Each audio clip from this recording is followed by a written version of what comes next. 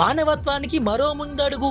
విశాఖ నగరంలో ఆకలితో ఉన్న వారికి అండగా నిలిచేందుకు నగర police commissioner doctor Shankhabrata Bagchi IPS గారు ప్రారంభించిన సేవా కార్యక్రమం అందరికీ ఆదర్శంగా నిలుస్తుంది.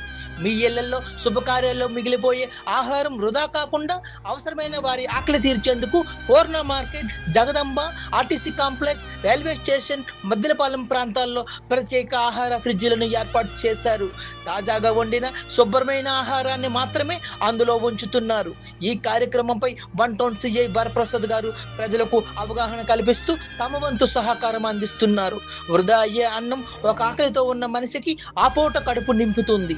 మా వార్తా 5 డిజిటల్ న్యూస్ తరపున అందరికీ మా యొక్క విన్నపం, మిగిలిన ఆహారం ఉంటే వృధా చేయకుండా ఈ ఫ్రిడ్జ్లో ఉంచి ఒకరి ఆకలి తీర్చేందుకు మీ వంతు సహకరించండి.